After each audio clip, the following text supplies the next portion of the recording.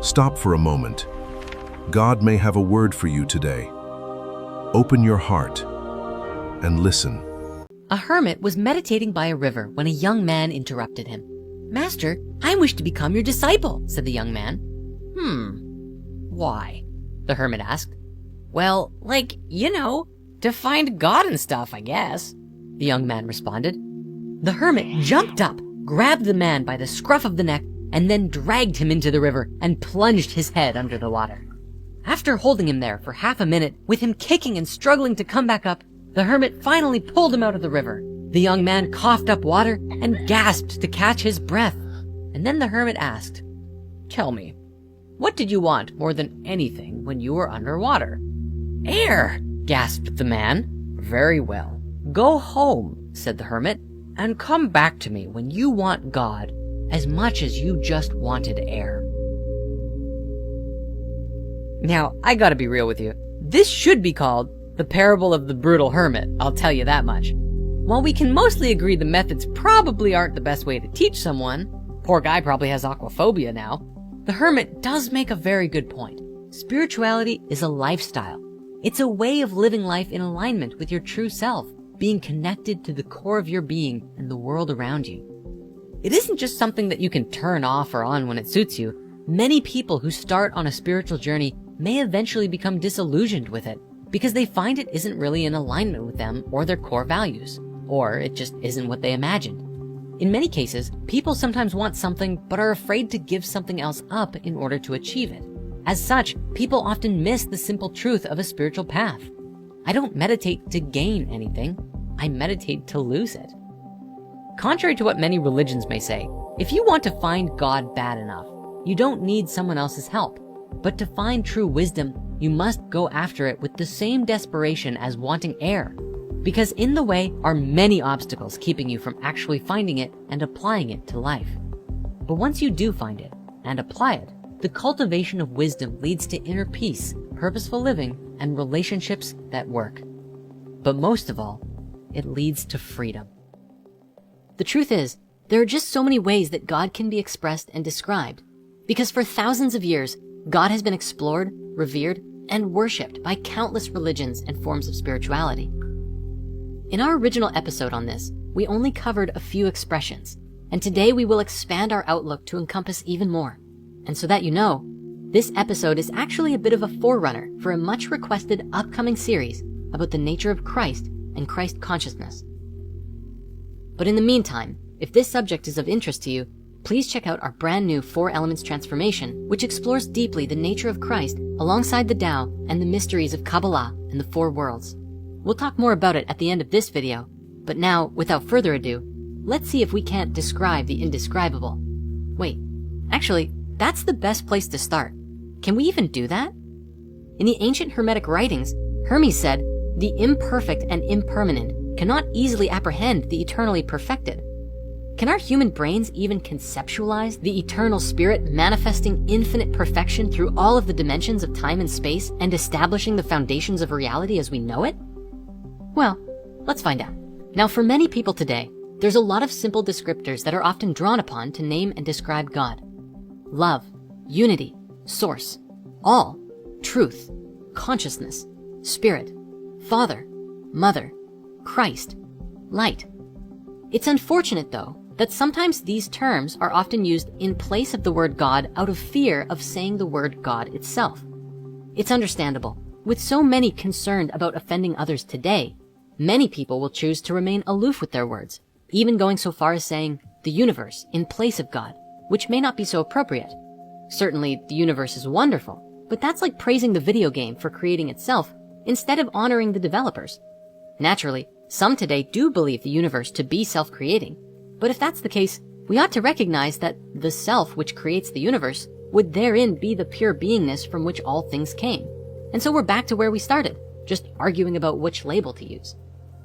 But concerning the existence of God and his nature, according to most ancient scriptures, it wasn't that humans just got together and decided they were going to believe these things about him, but that in most cases, God himself gave us these teachings in some form or another so that we may learn how to be virtuous, righteous, and just.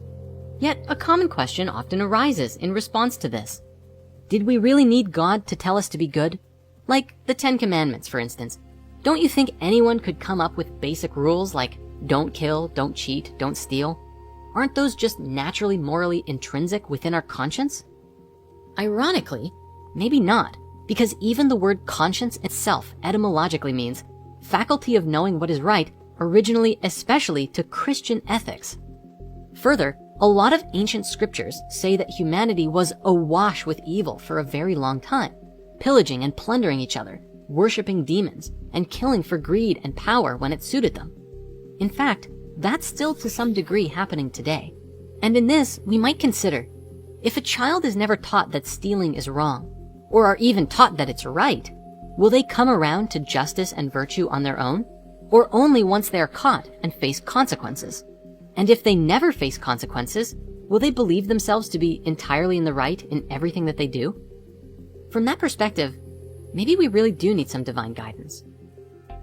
This brings us to the opening of how God has been described, which is that of law. What this means is that God has been described as a set of rules upon which the foundations of reality are based. We might consider the law of gravity, which we do not physically see, but can identify as operating throughout the universe.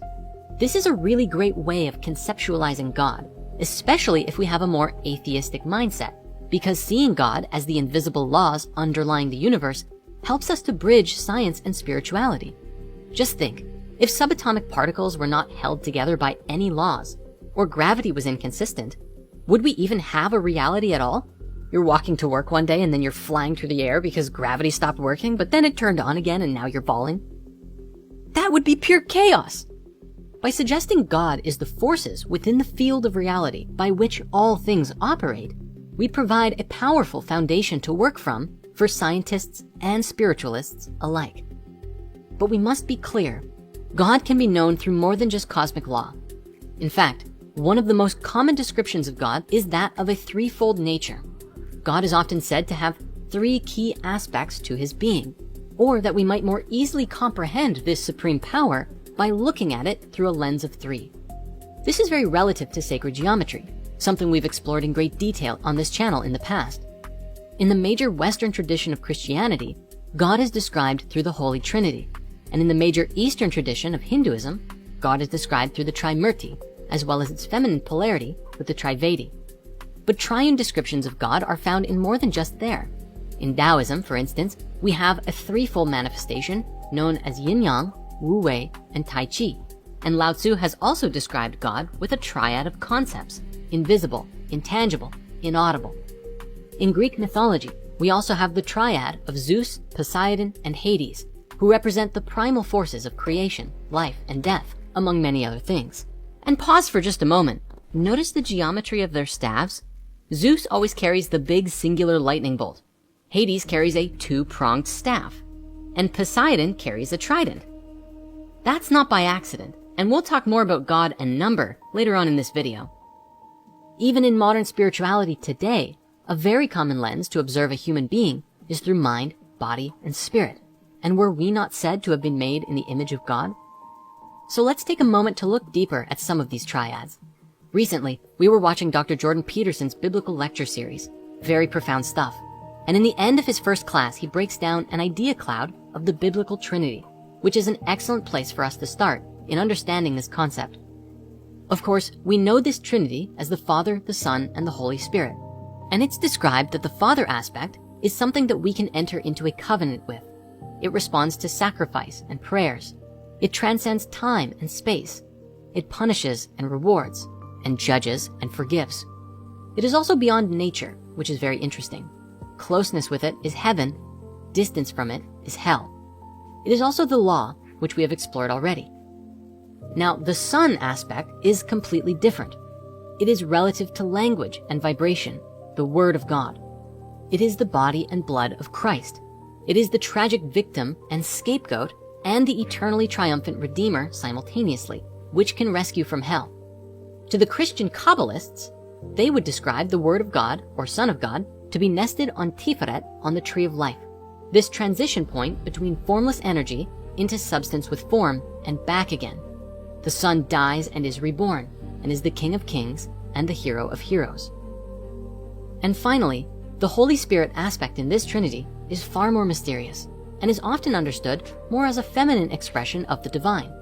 It is akin to the human soul, the prophetic still small voice, or the spoken truth. It is called forth by music and is the enemy of deceit, arrogance, and resentment. It is known as the water of life and is blinding light that burns without consuming. Now, all of this, of course, is just one of the trinities that we have to explore. So let's take a moment to look at the Eastern tradition of Hinduism. These aspects of God are often described as the forces found working through all things in the cosmos. Brahma is the force of creation in the universe. He is called the father of fathers, the golden fetus, or the architect of the universe. Brahma isn't worshipped so much today, though. The idea is that he created everything and then left the rest to the other two. There's also some mythology where he screwed up a bit and got one of his 5 heads cut off and is still in the process of redeeming himself, though it is said that the time of Brahma is coming again soon. Then we have Vishnu, who is the preserver and protector of creation. This force of preservation is one which keeps and maintains harmony in the cosmos. And then when things grow out of balance, Vishnu will incarnate himself into a form necessary to help bring harmony back to creation. As an example, Vishnu is said to have incarnated 9 times in Earth's history, with his last 2 incarnations being as Krishna and Buddha, with a 10th prophesied to come at the end of a major cosmic cycle called the Kali Yuga. This, in principle, is very similar to the idea of Christ returning at the end of time. And finally, there is Shiva, the force of the destroyer. Shiva is interesting because just as he is known as the destroyer, he is also known as the redeemer. Shiva is the force of destruction to that which is old and brings renewal, recalibration, or restoration to that which no longer works in reality. Shiva is often represented as dancing because through him represents the dance of destruction and recreation which takes place constantly at fundamental levels of existence. This is actually quite significant because the deeper one goes into quantum mechanics, one learns that the waves and particles which make up our energetic reality matrix are constantly dancing together in and out of formation in different patterns: creation, destruction, rebirth, and renewal. In 2004, this very idea was memorialized at the Large Hadron Collider in Switzerland, when India gifted a 2-meter-tall statue of Shiva for the site. Now, this might be a good moment to briefly discuss the nature of idolatry, and if it's actually right or blasphemous to have literally any of these depictions of God or God's attributes in any particular way. Does God really look like a blue man dancing on a person, a big bearded man in the clouds, or a swirly circle with a couple of dots in it? It would likely be arrogant of any of us to presume we could describe an image of God. However, if we can understand that all of these depictions are human attempts to describe greater concepts than can be made into forms, then we free ourselves from the attachment to those images and can go beyond what we knew before. As many may recall, the first 2 of the 10 commandments reflect this, not putting any lesser gods before the supreme power, nor should we attempt to create images of that supreme power, because it cannot be done.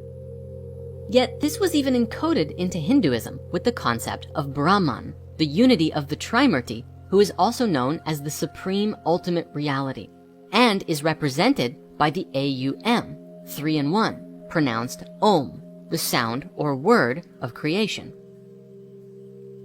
The link here from Om in the West is the Amen, the resonant sound of the Lord. And as such, the Trinity of the Western understanding of God are said to be produced by the Word of God, the vibration of creation. And we'll discuss this more in just a moment. Curiously, the Hebrew name of God, Yod-He-Vav-He, sometimes pronounced Yahweh, written vertically, produces an image that looks like a human body. And this is said to simply be the supreme being from which all comes. It looks like a person. As we see in the Bible, man was made in the image of God. This being, though, also is the unity that produces the multiplicity of all creation, which cannot be described or defined. And here's something that's really wild, and possibly the most important thing we've ever discussed on spirit science to date.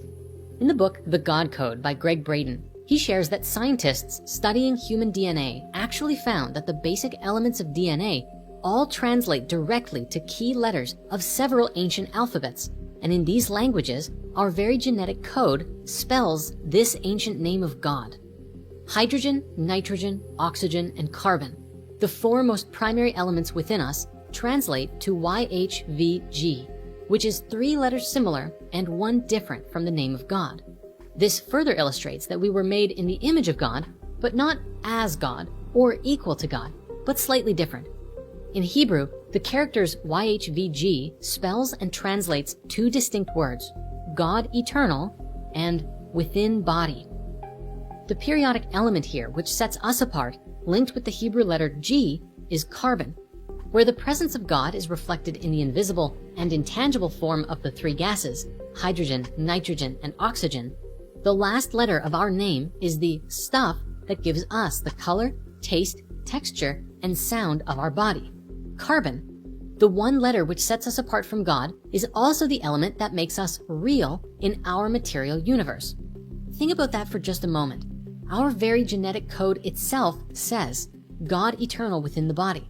And this same code lives within all humans, regardless of their beliefs, actions, lifestyle, religion, or heritage. And this code also appears to work in the oldest, most ancient spiritual languages, including Arabic and Sanskrit. The odds that this relationship would occur by chance are approximately 1 in 230,000. And so, continuing our mind-blowing escapades, here's another thing that's really curious. That cosmic being in the ancient Eastern writings called the Upanishads is referred to as simply the Self with a capital S. One particular passage from these writings reads, Brahman is the immediate and direct, the Self that is within all. You cannot see that which is the seer of seeing. You cannot hear that which is the hearer of hearing. You cannot think of that which is the thinker of thought. You cannot know that which is the knower of knowledge.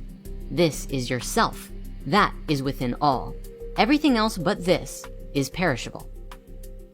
We might find this paradoxically ironic then, when considering if the universe is self-creating, because according to the ancient Eastern mystics, that is indeed the case, and they have identified this self with the pure beingness from which the Trimurti itself comes, called Brahman, which we also understand as the Om, or the Word. Yet here would be remiss to not identify that essentially all of these concepts are syncretically linked with Jesus Christ. This is because Jesus is said to have been the Word of God. And so if Om and Brahman are the Word, and Jesus is the Word, then are we not all discussing the same thing? While we're on the subject of syncretism, if Jesus is the way, and the Tao also translates directly as the way, then isn't it appropriate to consider the deep intrinsic unity underlying such great world religions and spiritualities? And then, since we brought up the concept of the Tao, triune descriptions of God are also found there, with the triad of yin-yang, tai chi, and wu-wei. Wu-wei is non-action, which is a state of perfect stillness, the force of unmoving manifested perfect wholeness encompassing all things. Then we have tai chi, which is the force of dynamic action through which all things in creation move and constantly swirl.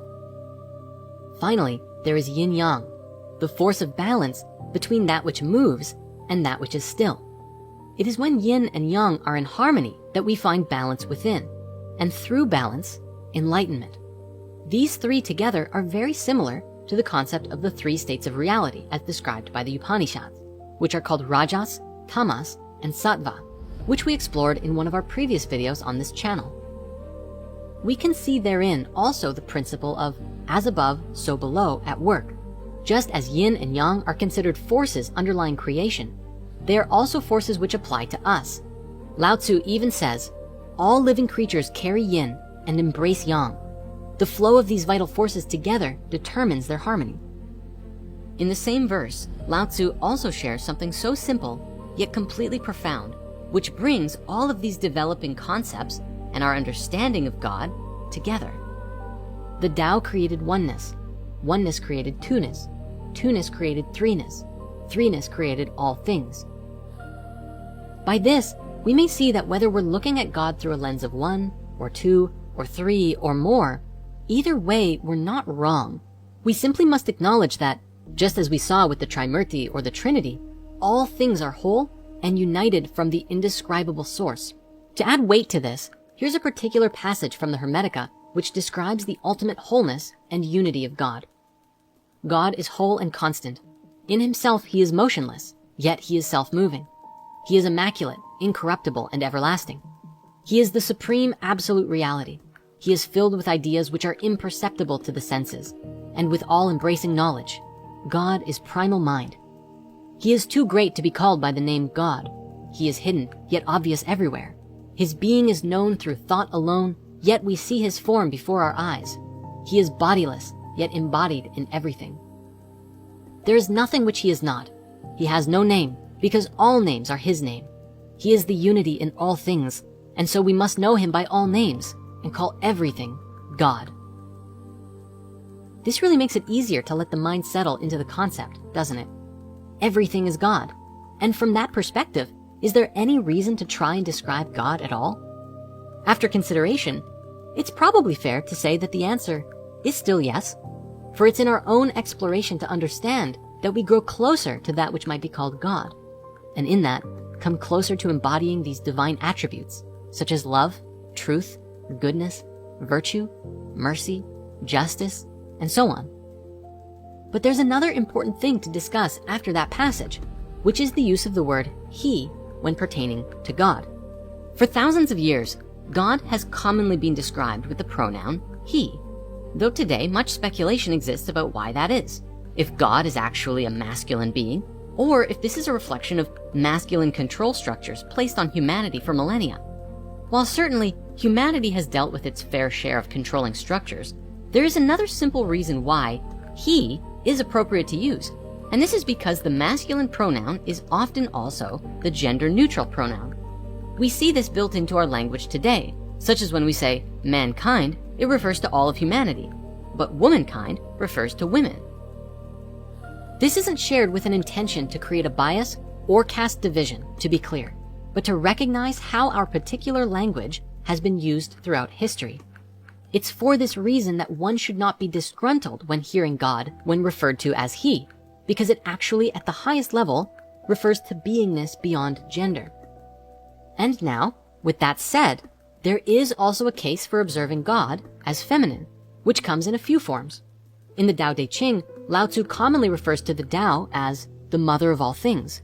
One particular verse reads, "The true source is nebulous and perfect, born before heaven and earth, silent and void, unique and unchanging, cosmically circulating, yet inexhaustible and endless. It can appropriately be regarded as the primal mother of creation." And even in the biblical tradition, primary aspects of God, fundamental aspects in fact, have been attributed to the feminine pronoun, such as the case of wisdom and glory. Wisdom, for instance, was the means by which God created all of creation and is regarded as a feminine quality, as well as often a being of its own, at least poetically speaking. Similar to how Vishnu and Shiva are their own beings, yet united as a part of Brahman. And speaking of these Hindu gods, as mentioned, each of the Trimurti have feminine counterparts, which are known as the Trivedi. The consort of Brahma is Saraswati, who is the goddess of wisdom, the arts, and stream of speech. And together they developed the multiplicity of vibration and sound when creation occurred. The consort of Vishnu is Lakshmi, who also maintains balance, but through fortune and misfortune. Lakshmi and Vishnu are inseparable, just as yin and yang, and incarnate together whenever they manifest themselves into avatar forms. Finally, the consort of Shiva is Parvati, bringing limits to Shiva's destruction and balancing his unbridled passions. Parvati is closely identified with Prakriti, known as natural or primal matter, the substance of everything in reality fundamentally. She is also known as World Mother or Divine Mother, and is closely connected with Shakti, the active divine power through which the Godhead creates the world and displays itself. When we perceive the Trimurti and Trivedi together, or the creative power of God and his wisdom, we ultimately begin to perceive unity and balance between masculine and feminine principles in everything throughout reality. We might also see the union of force and field as two parts of a greater whole, and the deeper we contemplate, the deeper we come to know ourselves even better. And so, in that very pursuit of understanding, the most valuable thing each of us may do is take our own time to ask ourselves, how does this help us personally? When any of us take the time to answer that question, we each will personally grow closer to whatever God means to us, and may even discover more qualities of God and ourselves in the process. It's probably safe to say that if we each embrace a little bit more of God, or at least if we have a more atheist worldview, the upright qualities which God represents, we'll all be a little better off, or maybe a lot better off. Yet, we must still remain humble, because at the end of the day, just as Hermes described as we explored at the beginning, God is difficult to comprehend. Another way of saying this was put forth in the opening lines of the Tao Te Ching, where Lao Tzu himself wrote, "A Tao you can explain is not the eternal Tao. A name you can name is not the eternal name." No matter how we may try and describe the infinite totality, it seems we ourselves are a union of three things: infinite spirit, finite matter, and the mind, a mix of both oscillating between these two states of infinite and finiteness in the middle. God must be experienced to truly be known, and for each person, that's their own journey. Perhaps it's also our collective journey too, and that might be the best way to describe God, not with words, but by the virtue of our own inner experiences. It's probably fair to say that almost everyone on the planet has had an experience that could be considered mystical or even divinely inspired, even in the subtlest of ways. Certainly, we may be quick to write off such experiences as coincidences or the like, but isn't there something to be said about what we take for granted being worth more than we sometimes think? And then, the sum of our inner experiences collectively, when we see the big picture of what everyone is going through, maybe that could be described as God, or the Holy Spirit, or the Tao working through us all. And to that end, couldn't it be described that humanity is a giant field of collective consciousness vibrating together through the illusion of separation, manifesting a great shared reality field on an upward journey of self-realization, wherein we also do battle with dark forces within us so as to overcome them and unlock the mysteries of the soul, realizing the divinity within, and one day all live together in peace, wisdom, and harmony? It's certainly a fun thing to consider. At the risk of being seen as blasphemous by the multitude of scriptural devotees watching this, allow me to tell you a short story. You see, I've been on a journey of knowing God very personally lately, and have been studying a number of holy scriptures. In that, reading the Bible has been one of them, and has been very transformative for me, and I've learned a lot along the way.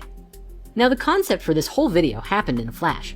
I was in prayer and meditation, contemplating divine things, when the inspiration struck me like lightning in the heart, and demanded itself to be made and shared with everyone. But please know, I don't claim to have any divinity that is not also available to every soul on this planet. And I believe that if each of us were to go inside and contemplate what the highest virtues are that we stand for, we might all come up with a list, something similar to this. In my heart, these commandments are a renewal, but do not discredit the power and authenticity of all that came before it. Now, of course, I must probably say, these are commandments, which of course comes from the word command or order. Some may be off-put by the idea of taking orders, so if it makes you feel better, you might think of them more like guidelines than actual rules. That they may support and guide us into the creation of a bright and prosperous future for all. Thank you for receiving it today, and may these words raise your heart and mind into the divine light within.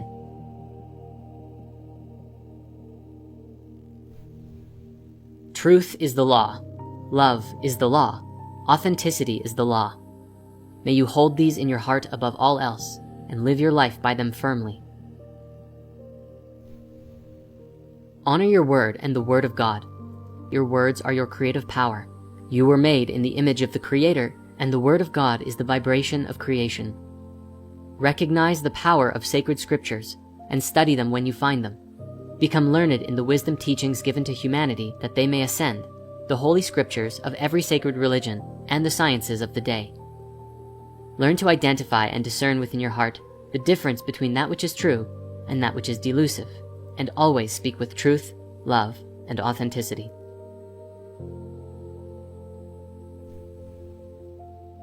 Observe the unity in all things. There is no separation. Take care of yourself, others, and nature. Always clean up after yourself. Be kind and generous. Be forgiving. Listen first to understand, and then speak to be understood. Do not speak when your words are empty and meaningless, lest you only waste everyone's time. Explore your multidimensionality. Consciousness extends far beyond and deep within the body. It is through mind and spirit you may discover all that the cosmos has in store for you. Have faith and trust that all can be redeemed and transformed. It is by inward devotion to the divine and the willingness to listen and act upon the guidance received that this may come about. Personal sacrifice will be necessary along the path, which is a sacrifice of your time, effort, and energy as an offering of love and service towards the supreme ultimate reality that life may be better for all. Learn these commandments and honor them within you. Practice living by them and become a foundation of divinity for the world.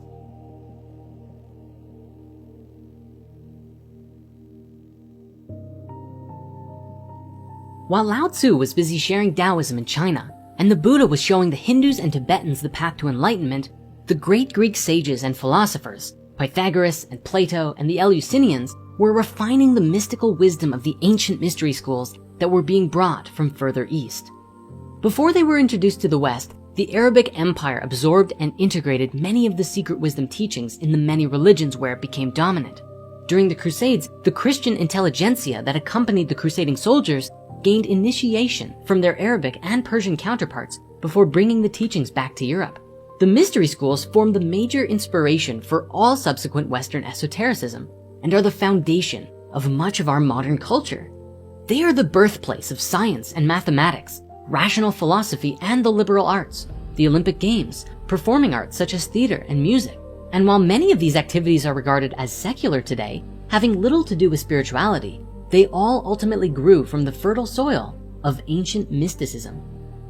These schools of thought were great mystic universities and centers for learning, for the study of the mysteries of life and death, the truths of which were only revealed to initiates known as the Mystei.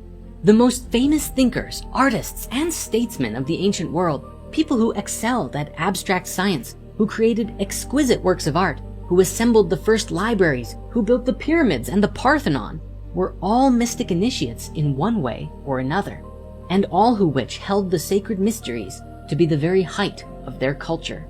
The ancient Egyptian mystery schools were venerated by the Greeks, and the Greek mysteries were held in esteem by the Romans. The Roman statesman Cicero once said, "The rites of the mystery schools are called initiations, and in truth we have learned from them the first principles of life. We have gained the understanding not only to live happily, but also to die with better hope."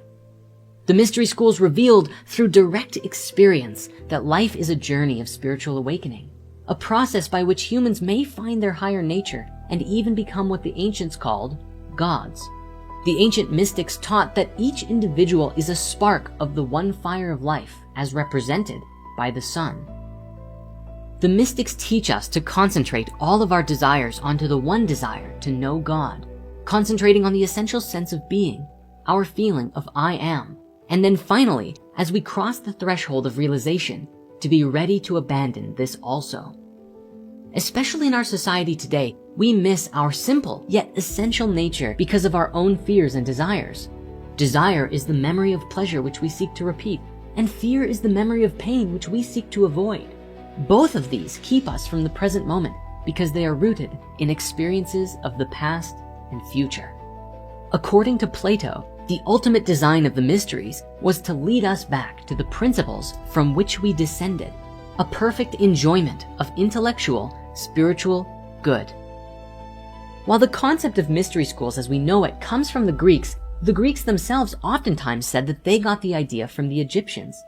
Unfortunately, we have no way of knowing for sure what form the Egyptian mystery schools took, but from what we know of Egyptian religion, each temple often contained libraries and centers of learning, the most famous of which being the Per Ankh, or House of Life, one of the greatest medical and philosophical libraries of their world. Even the Temple of Neith in Sais, where Solon was said to have received the story of Atlantis before it was acquired by Plato, contained a medical school that taught philosophy and spiritual practice. While mysticism was nearly destroyed in mainstream culture for almost 1,000 years, it experienced a rebirth during the Renaissance, a word literally translating to rebirth, when many ancient philosophical texts were discovered and retranslated. Most notably, the Corpus Hermeticum returned to the modern culture and influenced the direction of modern society, including how people interpreted Christianity. Even into the modern world today, we find that the mysteries have influenced modern science in profound ways. For example, nearly all of the founders of quantum physics were into some form of mysticism or Eastern philosophy, which shaped their understanding of the universe and supported them in pioneering some of the most groundbreaking discoveries in the world today. And today, the mysteries are still alive. Don't believe or disbelieve anything we discuss in spirit science. Simply have your own experience. In Lesson 6, I showed you an intro to sacred geometry, the flower of life. We looked at the Genesis pattern and how it forms the fruit of life, the pattern that all physical matter in existence comes out of. We jumped out of the sacred geometric pool for a few lessons, and today we're going to dive right back in. I've mentioned quite a few times that within the flower of life are found the music and harmonics of everything in existence. Let's find out how that works, shall we? First, I want to show you Phi and Fibonacci. It's important to understand for what we're going to talk about. I'll show you what you need to know to continue, and if you want to learn more in depth about these sequences, I will provide sources in the comments. Phi, also known as the golden ratio or golden mean, is a very simple relationship. If you had a rod and were going to put a mark on it, only two places would mark the Phi ratio, which is here or here. The length of A plus B is equal to the length of C. This ratio is 1.6180339 and continues on forever. If you multiply the length of C with Phi, it will create the exact same image, only bigger. C and D is equal to E. This ratio could then span on forever, going smaller and smaller or bigger and bigger forever. This ratio is infinite. It has no beginning and no end. It is also believed that Phi is the mathematical root of all other sequences. See, every mathematical sequence in existence needs a minimum of 3 numbers to figure out the sequence. Phi only needs 2. It is the only one. Similar to how the circle and square are the source of all shape, but we'll get to that later on. The next thing that you need to know is that this ratio is found in all life everywhere. Sort of. By sort of, I mean it's really Fibonacci, but we'll look at that in a moment. Look at your hand. Not only does each finger have its own ratio moving up each finger, which is Phi to the next bone, but it oscillates back and forth from the tallest finger to the thumb. You wonder why the human hand is like that? It's based on Phi. This relationship is found throughout the body in various ways, moving up the arms and legs, in your face, throughout the entire body. This is a Greek statue that accurately represents this. The Greeks were very precise when they made their art, because they understood Phi, Fibonacci, and the importance of these sequences. When the Romans took over Greece, you could see the perfection in statues just completely disappear. I'm not saying the Romans were bad artists. They just didn't measure everything to the same caliber that the Greeks did. Here is the Phi ratio in butterflies. You can see this ratio everywhere, from the wing size to the body to the antennas. They're all Phi ratios. Here's dragonflies. It's the same story. Phi runs along the entire body, and the relation to the body and the wings. Here it is in frogs. Phi is found throughout the body in relation to the head, to the arms, to the fingers, and so on. Well, what about fish? You'd think they wouldn't be found in fish.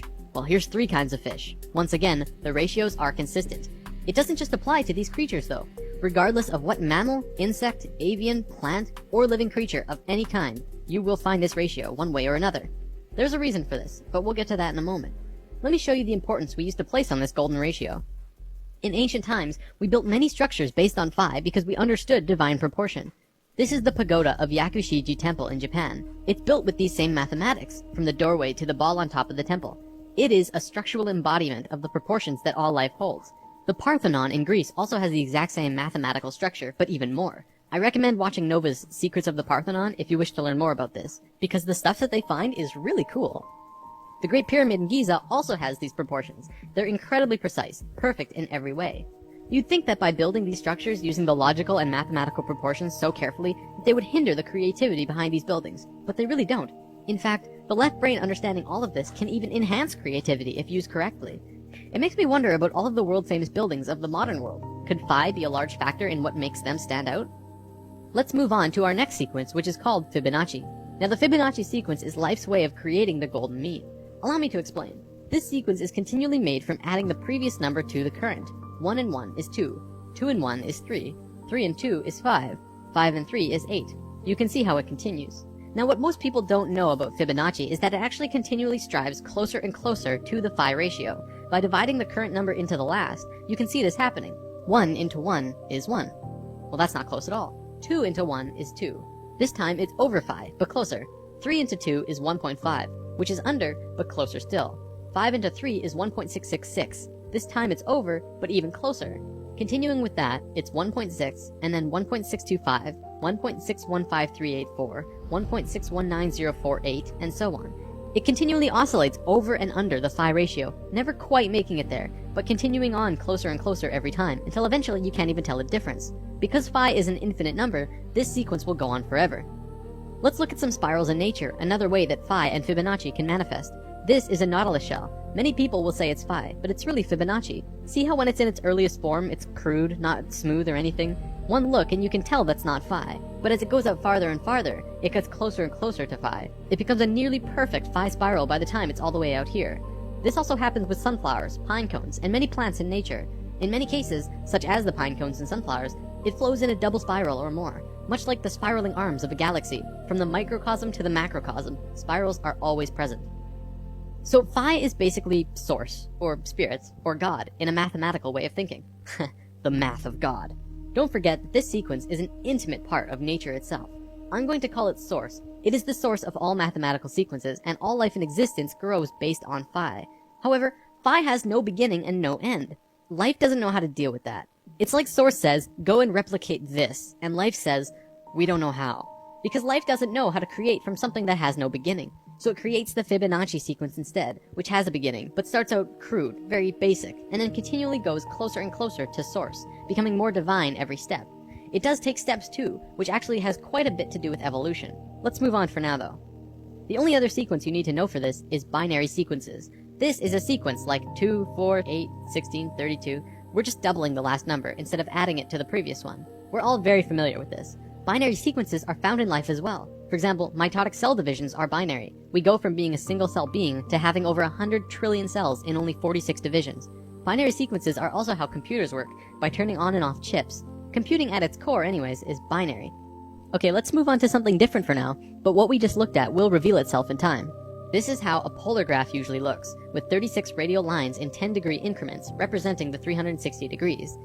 Then, concentric circles are drawn, each with the same distance away as the last, creating 8 equal demarcations as the one before, counting the inside circle as 1. Think about what this represents too. It's a two-dimensional drawing of a three-dimensional sphere, one of the sacred forms, by projecting it onto a flat surface. This is also called a shadow form, and casting shadows is a sacred way to obtain information. Also, a polar graph has both straight, male lines, and circular, female lines, both male and female energies interacting at once. If you plot a golden mean spiral at 0 degrees on the polar graph, it will loop all the way around before hitting 0 again, exactly at the 8th circle. You'll find that this golden mean line crosses 5 specific places as it goes out. These places are where the female circular lines meet the male lines. It crosses at 120 degrees, 190 degrees, 240 degrees, 280 degrees, and then it jumps to 360 or back at 0, depending on how you look at it. What's interesting about this is that it creates both a binary and Fibonacci sequence. Looking at the radial increments from the center, it crosses at 1, 2, 3, 5, and 8. Well, that's Fibonacci, but it also crosses at 2, 4, and 8. Well, that's a binary sequence. We're going to look at the binary sequence in particular though, because what you find is very cool. If you draw lines from the outermost circles on the lines where the binary sequence was formed, you get this image. It is an equilateral triangle. If you continue the spiral outward, it would continue to hit these exact same places and continue to form larger equilateral triangles. Let's divert yet again to look at something very interesting. There was a man named Keith Critchlow who discovered something very important to understanding the geometry of music. First, he drew a straight line through an equilateral triangle, and then he measured from the middle of the center line and drew a straight line up to the top edge and back down to the bottom corner. Then he did the same, but passed through the center line of the top and back down again. He did this yet again on the other side. You can keep doing this on either side as well. By drawing this funny little form, he discovered something of great importance. He writes, continuing in this way, each successive proportion will be the harmonic mean between the previous proportion and the total length, and all of these proportions will be musically significant. 1/2 being the octave, 2/3 being the fifth, 4/5 being the major third, 8/9 being the major tone or step, and 16/17 being the half tone or step. In other words, he discovered the geometries of music, or at least one aspect of them. Then he tried measuring it in a different way, starting at a different point of the center line. At 3/4, he found the measurements were 1/7, 1/4, 2/5, 4/7, 8/11, and 16/19. All of these numbers are musically significant. This is very interesting. It means that the harmonics of music are somehow related to the proportions of the central line moving through a tetrahedron. Back to the polar graph, you can see that this drawing has a much greater value all of a sudden. Not only that, but it becomes even easier to make your measurements thanks to the polar graph itself. You can just draw a straight line through the drawing on the graph, and it will give you the center line. This information has been taken light years beyond what I just showed you though. A research team found that you can draw these lines not only from the center, but from any nodal points inside the upper half of the triangle, and you'll come up with all known harmonics in existence. Basically, this means that anywhere the straight line and curved lines on the polar graph cross from 0 to 120 degrees and start making the pattern, you will come up with all known harmonic systems. Not only the Western keyboard, but the Eastern, and even many unknown systems that have never been used. As I'm not a musician, there's not much more I can show you related to this, but I would love to see what a musician could really do with this knowledge. How far could you take this? Alright, I'm running low on time here, so I'll wrap up with this unraveling. Remember when we talked about spirals in nature? They often travel in twos. Usually this is male and female. So on this polar graph, if you're going to copy nature, you don't just plot one spiral, you have to plot two. When you do that, it gives you this image, which is a star tetrahedron inside of a sphere. We mentioned this in lesson 7, and this image is more commonly known as the Star of David. Do you remember the face on Mars? NASA obviously tells us that it's just a random formation on the surface of the planet. But right next to the face, there are also a few pyramids and other anthropomorphic structures. I know what you're thinking. Why on earth would I bring that up all of a sudden? Well, Richard Hoagland and his colleagues have spent a long time researching and deciphering a message on the surface of the red planet. Want to know what that message was? It was a star tetrahedron inscribed in a sphere. Holy balls, right? There's a link in the comments to a page with all of this information if you want to learn more. It's pretty crazy, and very eye-opening now that we have this information about what this really means. Inside the star tetrahedron, another one fits perfectly. We can continue to put more and more star tetrahedrons inside or outside of the other star tetrahedrons, the same way the golden mean spiral can wrap around the polar graph infinitely big or infinitely small. You'll notice that this smaller tetrahedron also happens to fit perfectly around this sphere. Well, check this out. If you put this same size sphere centered on the point of every single star tetrahedral point, guess what suddenly reveals itself?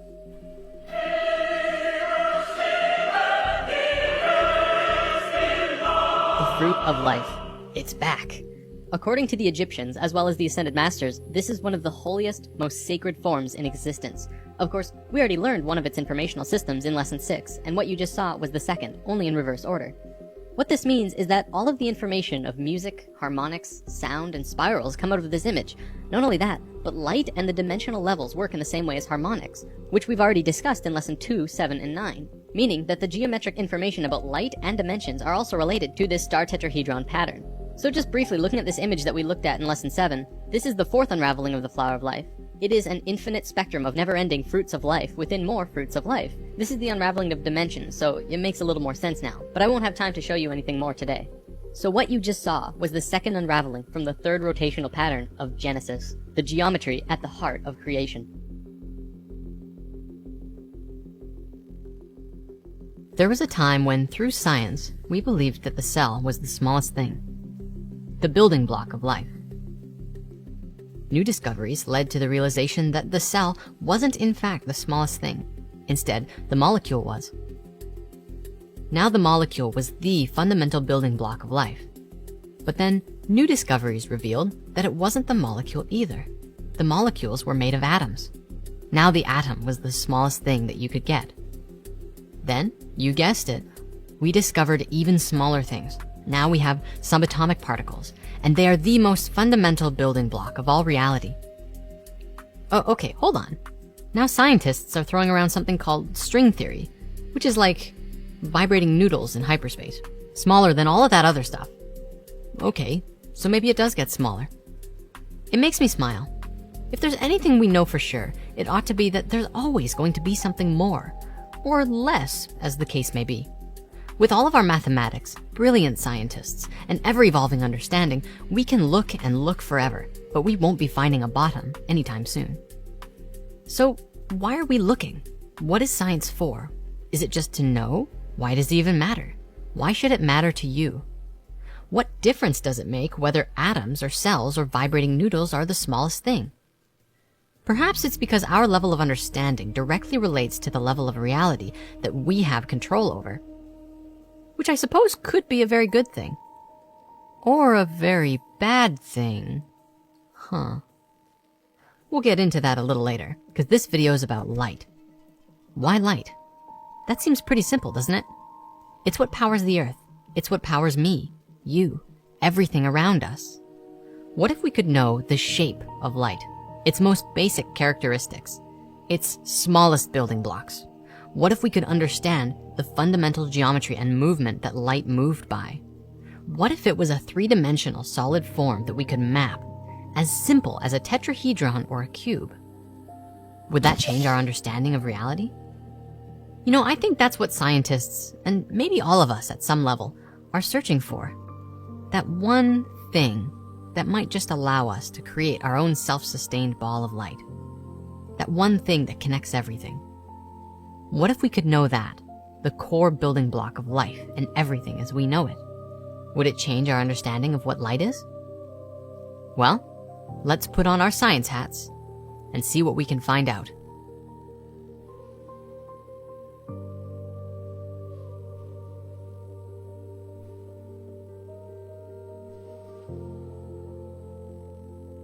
Einstein said something amazing, something which has echoed through the halls of science since his death. He said that science should be simple, something that anyone can understand. Anyone can make things complicated and complex, but it takes a genius to make something simple. While doing research on Wikipedia, you find pages upon pages with bajillions of words describing these crazy formulas revealing the secrets of the universe, everything we know in modern science. Upon seeing these pages, it led me to ask a whole number of questions about what I was looking at. Questions like, why do we believe that light is what it is? What even is light? What is particle physics? Why is it relevant to me? Why is it that for the average Joe, these ideas about existence and reality are so hard to understand? Do scientists make them overly complex for a reason? Why are we having trouble following Einstein's brilliant words about simplicity? Is there a way that we can use sacred geometry to explain and simplify these ideas in a way that works and makes sense? And most importantly, how can I use this information in a way to grow as a person? I don't just want to build up beliefs about these topics, I want to expand my ability to create with them. And how do we do that? Where do we start? Well, let's start at the beginning. It's theorized across the board, from creation myths, the basic geometry of the flower of life, and even in the Big Bang Theory, that light is among the first things created at the beginning of everything. So exploring and discovering how light works would be a fundamental piece to understanding everything. Let's take a look at particle physics and quantum physics. They may help us crack this code. Particle physics is the study of the basic building blocks of matter and the forces they exert on each other. In particle physics, scientists are trying to find the one thing that creates everything else, or at least the phenomenon that they are observing. It is very closely related to quantum physics, which is using that same idea to discover the source of the universe we live in that ties everything together. Scientists in this field have done a lot of work in demonstrating and exploring the unified field theory, which shows that everything in the universe is connected through an infinite web of something. They're not sure what it is, but we can see how we are connected in a grand and mysterious way. As our sciences have looked smaller and smaller to find the smallest particle, we have reached a point where things get so small that we can no longer define what they look like. We try and define what particles are through abstract concepts in mathematics because we say that particles are unseeable and unknowable. And yet, things are always going to get smaller and smaller. Everything is made of something else, and it fractals down to infinity, or fractals larger to infinity. Some scientists have actually been known to cut infinite numbers when they find them because they're deliberately looking for finiteness instead of embracing the infinite nature of reality. Check out the movie Black Hole to see this happening in action. Particles are called particles because they're too small to be seen by instruments we have in science at this time. What that means is that we don't really know what particles even are. If we knew what they were, they would not be particles anymore. They would be described. There is kind of a broken dichotomy that is happening in this field. It's something that scientists all over the world are trying to figure out. Here's the problem. Light and other particles that move at the speed of light are assumed to have no mass. The speed of light, also known as the speed of massless particles, is about 299,792,458 meters per second.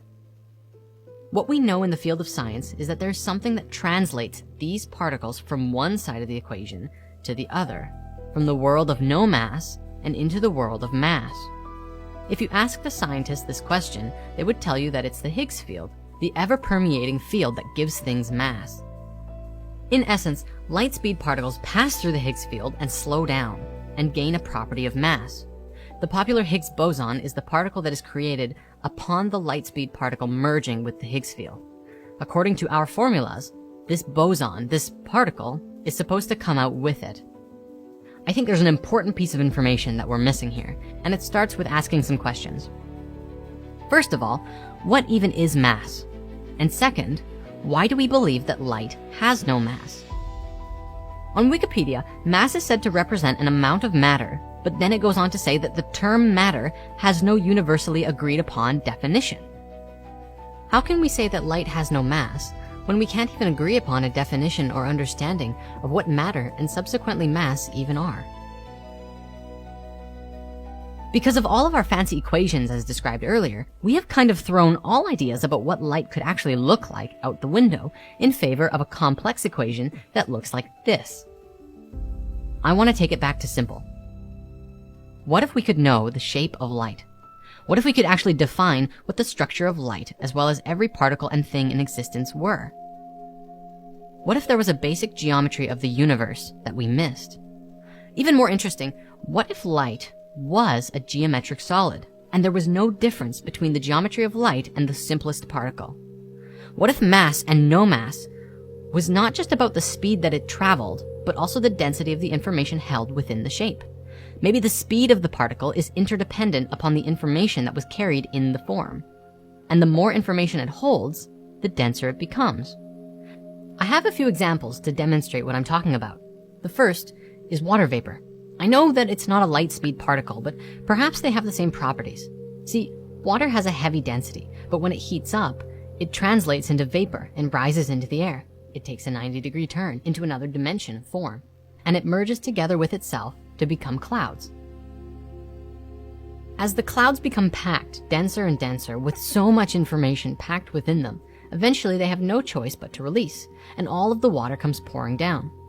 It's changing from a high-speed particle into a denser one, based on the density of the information within the droplet, as well as the speed that it was traveling. Now, I recognize that this only partially works as an example, because the particles I was describing are not light-speed particles. But if we can take that idea and apply it to light, it seems to work in a very similar way. Let's think about photosynthesis. A burst of energy from the sun travels towards the earth as both a wave and a particle. It has properties of both, and it's moving at the speed of light, and passes through a plant. That plant then absorbs the information and energy that it needed from the wave particle that passed through it. The plant then uses that information, the light speed particles that it took from the sunlight, and uses it to create something with mass, merging them with water and other plant matter to create sugars and other nutrients. In addition to supporting the theory of light being a solid and holding information, and even mass, doesn't that also seem to fit the model of the Higgs boson too? I could be wrong, it's just an idea. If light is a solid, it can be both a wave and a particle simultaneously. If light is a solid, it can have both density or nothing inside it at all. And if light is a solid, well, what could it look like? What my friends and I have come up with is a combination of three forms, the three simplest shapes in existence. And as you look at it, ask yourself, can we simplify it further? Light is composed of two primary forces. We call these electricity and magnetism, thus electromagnetic waves and radiation. Electricity is particles and magnetism is waves. Remember everything we've talked about with male and female energy? Electricity is male, magnetics are female, curves and points, both of which are found on this shape. Looking at the flower of life, which is the blueprints for life and reality itself, you can see that's exactly how it works. You have male energy, the particles, the dots, and female energy, the waves, the curves. Now, you might notice inside the flower of life, there are two ways you can look at it. You can see the circles, lots and lots of circles, that make up the whole image. This is the female perspective. You can also choose to see this, this little shape that looks like a seed, which makes up the entire picture from these seeds aligning themselves perfectly with each other in beautiful six-fold symmetry. This is the male perspective. This seed is called the Tryon Ray, as coined by the man who found it, Michael Evans. He is a man who has given a large part of his life to exploring sacred geometry and quantum physics. And quite honestly, his discoveries are evolutionary. The flower of life in 2 dimensions is a flat 2D representation of the way the universe fits together in higher frequencies and higher dimensions. Michael saw this and asked a big question. If this is the universe from a 2D perspective, what would it look like in 3? So he began modeling and molding 3-dimensional flower of lives together and discovered some pretty remarkable things. Everything has breath, everything breathes, and everything lives. And so at a level of basic geometry of particle physics, we too must have breath. He found that every geometry we think we know of is a static and fixed perspective of what it really is. Tetrahedron? How about a tetrene and a tetrex? An inhale and an exhale of this basic form. Icosahedron? Here's an icosatrene and an icosatrex. He developed breathing models for all of the platonic solids, and then he found a new solid, one that hadn't been discovered before. Energy never travels in straight lines. It always moves in curves. By incorporating curves into the basic geometry of our platonic solids, you actually discover much simpler particles that before we never knew existed. And so we come back to these 3 images. The first one, as you know, is the sphere. This is simply one of the simplest forms, and the most female. It's all curve. It's not hard to see how this form is used in the creation of all things. Just look at a planet, or a star, or even an egg. Next we have this one, the Trinity, or the Tryon Ray. I'd actually like to make a distinction here. The Trinity is 3 spheres put together like a Vesica Pisces, and the Tryon Ray is 1/16 of the volume of that. In 3 dimensions, they both come out with 3 edges, 3 faces, and 2 points, smaller than any other shape. It's a single shape that contains both particles and waves. They're both equally important, and Michael Evans proposes that with this Tryon theory, he has speculated that light could in fact be a solid. In fact, it's highly likely. This Tryon Ray is the geometry of a straight line.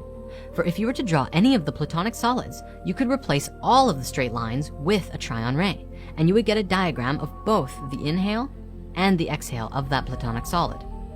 The great artist Delacroix once said it would be worthy to investigate whether straight lines exist only in our brains. The interesting thing about the Tryon Ray and the Vesica Pisces is that they both have straight lines as well as curves, and it's just a matter of perspective. One of the most important pieces of information about all of these shapes, though, is that this is how form comes into manifestation from a geometric perspective, from source to the material world. The sphere is a ball. It's all curve. Upon adding a second sphere, you get the first edge. And so this is curves and edges. When you add the third sphere, you get the first points. And now you have curves, edges, and points all together in one shape.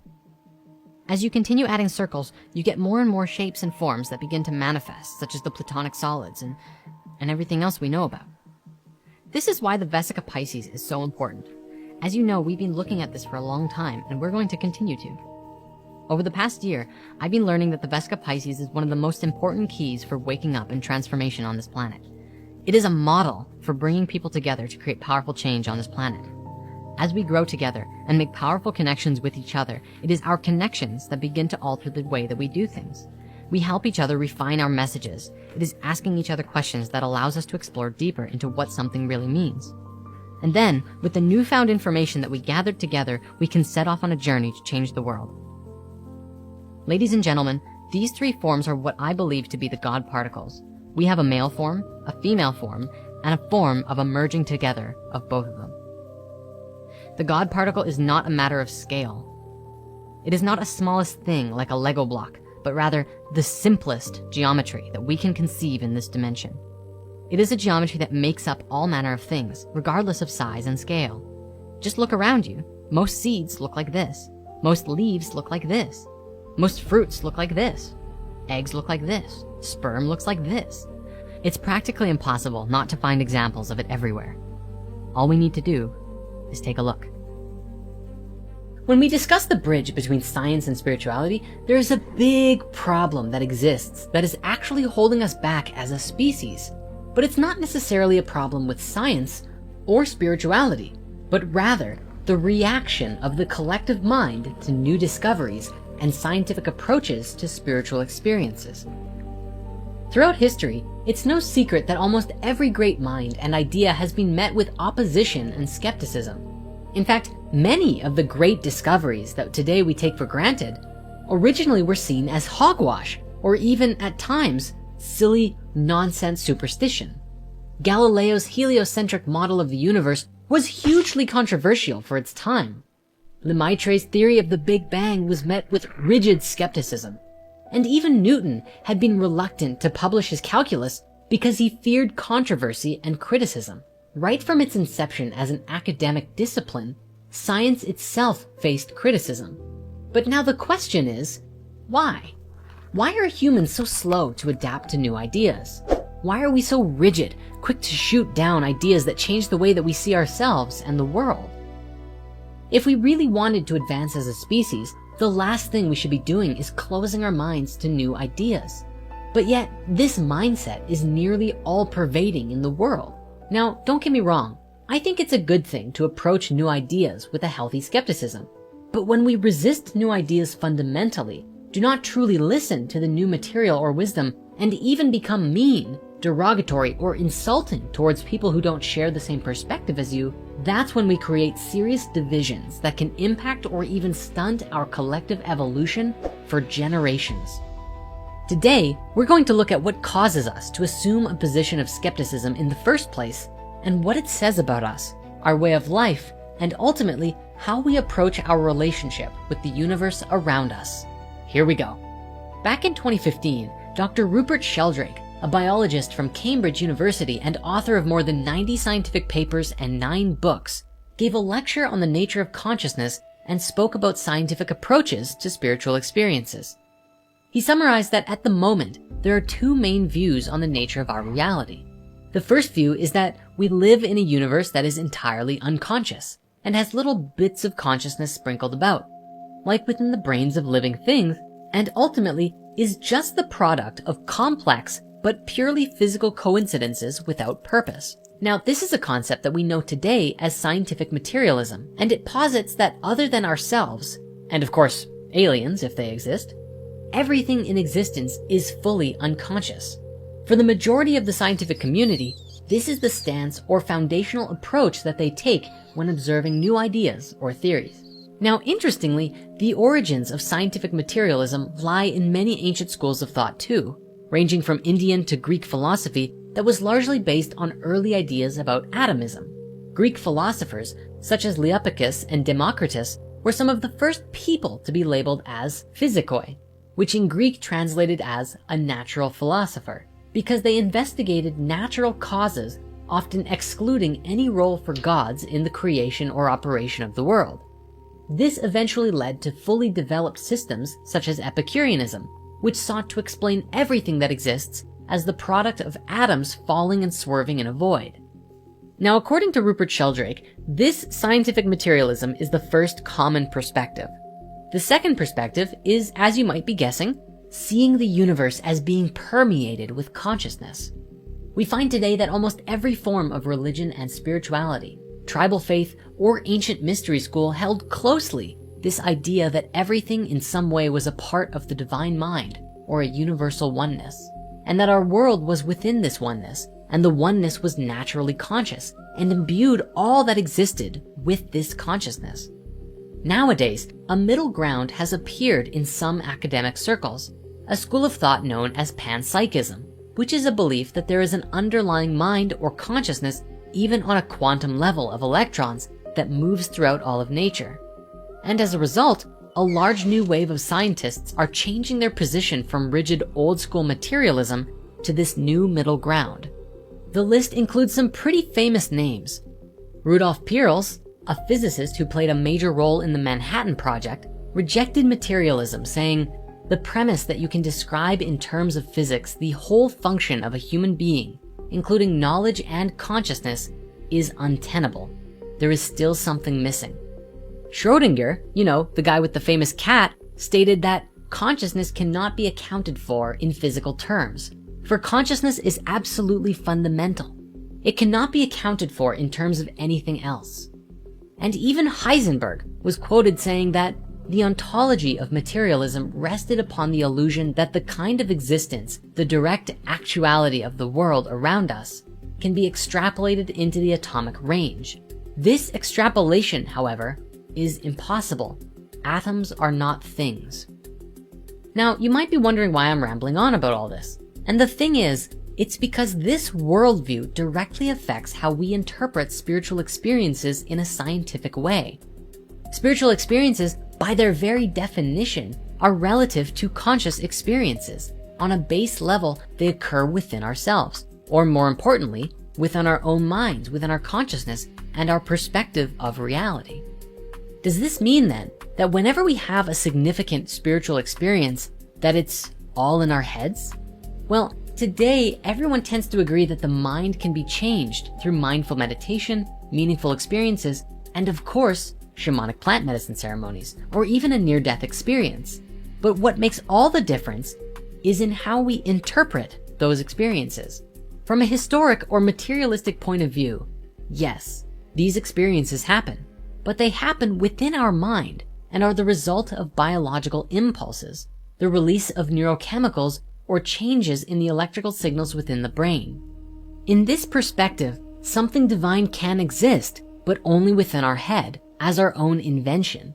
This is nothing new, however, as it bears striking resemblance to the school of metaphysical naturalism that we spoke about earlier. Naturally, this is the default position of educated people in academia, and is the standard secularist view of the world. Historically, with the rise and dominance of Christianity in the West and the later spread of Islam in the East, metaphysical naturalism was generally abandoned by intellectuals as silly superstition. As a result, there is little evidence for it in medieval philosophy. The problem that no one seems to acknowledge, though, is that the assumptions on which philosophical materialism are based are just that, assumptions. Throughout the Middle Ages, this idea of a divine mind was extremely popular. People believed everything existed in harmony and order, and that everything had an established place in a universal hierarchy known as the chain of being. Now, don't get us wrong, people have interpreted and used the chain concept to their own advantage countless times. So as always, please feel free to do your own research and form your own perspective on what you believe. The point is, though, there was this predominant belief that there was a universal spirit or soul that permeated all of nature. Even more so, completely the opposite of what we spoke about earlier, the middle-aged scientists or philosophers thought that everything was alive and had some form of soul. Following Aristotle, all beings had souls, which gave form to their bodies. In more modern languages, it seems as if Aristotle believed that the mechanism behind cell formation and auto-responses within our body and those of plants and animals were the result of a guiding yet underlying consciousness. In much the same way, animals were said to have souls, which provided basic movement patterns, instincts, and even emotions. In fact, even the word animal itself comes from the Latin animalis, which meant having soul or breath, where we as humans were different, however, in that we possessed different elements of which made up our overall spirit. So not only did we have a plant or earthly element to our soul which shaped the body and our embryo and enabled us to self-heal, and an animalistic part which gave us our emotions and our ability to interact with the natural world, but we also possessed a rational conscious mind which operated in the world through language. According to the legendary philosopher Thomas Aquinas, this rational mind was open to the Spirit of God, which could be experienced through spiritual acts such as prayer, meditation, and chanting. During the 17th century, however, the scientific revolution was described as such because it rejected this view of nature entirely.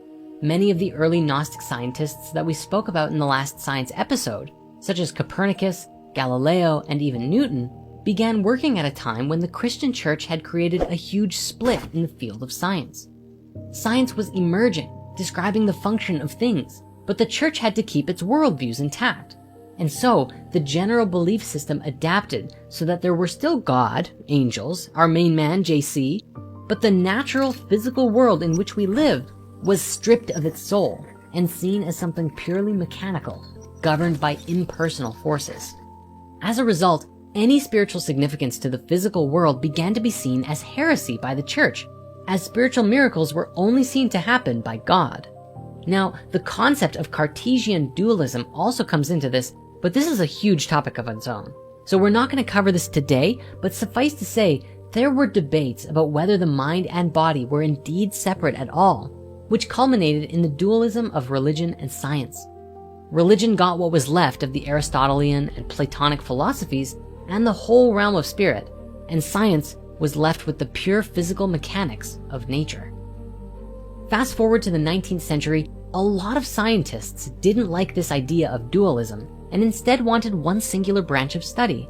There were a few theories at odds, such as idealism, stating that everything was in the mind and that even matter was simply a more dense version of the mind, or a materialistic view that everything was just made of matter. We know from science today that it was this idea of materialism that took off, but let's look at why. Again, in the words of Rupert Sheldrake, the reason materialism took off wasn't because it was the best theory for science, but because by its very nature it is atheistic. And for various economical and political reasons, many people wanted to undermine the power of the church, especially in states such as France and Germany, which were reactionary states at heart. As a result, matter is all there is became the dominant go-to view for science by the end of the 19th century and still largely persists today. With this in mind, it's easy to see why and how people are naturally skeptical of a new discovery. Unless it fits into the materialistic view, it is no longer considered science. As the modern field of science has advanced, we gain new and exciting ways to study the world around us and collect empirical evidence. The problem is, since spirituality was severed from science, it has to some extent been left behind in the eyes of the public. Imagine for 1 second that the split never occurred, that science and spirit had evolved together as one discipline into our modern age. Think about what kind of proof mechanisms and tests we would be able to perform to accurately measure and make use of the spiritual truths within the world. The mind really does boggle at the possibilities. We know such fields like quantum physics and parapsychology are taking cues from early Gnostic scientists, but they are undoubtedly going to run into the same problem. Not only has our idea of spirituality hardly evolved since it was severed, but neither has our understanding. If we really knew, and I mean really knew, just how much energy and underlying connection there is in our world today, in the plants and the trees, in the air that we breathe, in the ground that we walk on, we would never feel alone or dwarfed by our misunderstanding of the universe. This, to us, is probably why people naturally gravitate towards a sense of skepticism when a new discovery is revealed. Materialism posits that this is all there is. Except when we make a new discovery at any point in history, one that challenges and redefines our existence, not only do we not want to believe it, but we can barely comprehend it. And naturally, as humans, we deny that which we don't understand. It takes small numbers of people starting to take these ideas, play with them, implement them, and see them work in their lives. That slowly gets people talking about it until it hits a critical mass, and then suddenly everyone seems to wake up very quickly to this truth, and the cycle repeats again. And on this note, there is one more thing we must talk about briefly before we bring this conversation to a close, and this is the subject of academic jargon. On a purely physical front, the growing inaccessibility of science to the wider public is an issue that has been becoming more and more apparent in recent years, especially since the invention of the internet. Take a moment and think about how you hear about and see new scientific journals or discoveries. Can you say for a fact that you read the actual publication and paper published and peer-reviewed by the authors? Or do you, like most of us, hear about these new discoveries through media outlets, articles, or other online sources like social media? And let me ask you another question. Do any of us actually know how to find and read an actual scientific paper? Unless you are in an academic institution such as a university or college, chances are you probably do the former. This presents a huge problem for both the scientific community and the wider public, as it seems like only those within the bounds of academia can access academic work. If you take a look at any of the research paper sharing sites, such as JSTOR, or research.org, they all require monthly subscriptions or pay-per-view that most people can't afford or justify paying for. And the other issue is, of course, the language. Most scientific papers are written by scientists for scientists, and therefore make use of extensive jargon and complex language that is specific to certain disciplines. While this isn't necessarily a bad thing for the research, it does mean that the general public continually struggle to understand and even read new papers when they come out. The ultimate consequence of all of this is that it fosters a growing distrust of the scientific community. The whole "scientists are hiding the truth from us" thing, and gives rise to more and more people who present alternative theories in an effort to discredit others, which ultimately creates an environment of fear and mistrust. Luckily though, there are websites that are appearing and sharing free research, and we'll leave links to some of them in the descriptions for you to check out below. To end with, I'd like to propose an idea that might seem kind of radical, but it's a great way to openly engage with a new idea about the world within you. It's the idea that human consciousness is a measurable field, and it exists within and throughout all of us and across the entire planet. Within this consciousness field exists a reflection of our thoughts, feelings, and beliefs. However, when a new idea or theory is proposed, or a new discovery is made, it takes some time to integrate into our shared perspective of reality, and it needs to find a place where it can fit, or adapt into the consciousness field, so to speak. Until that energy can merge together with the collective whole, it is bound to uproot and shake up old ideas and paradigms, which is why people get upset when you tell them their perspective of the world is outdated. Nobody wants to hear that. You just gotta help them recognize the value of the new ideas in the process of the transition. But then, it's just an idea to think about. So with that, thank you so much for watching. If this message touched your heart, don't keep it to yourself. Subscribe to BibleVerse and share God's word with someone who needs to hear it today. May God bless you.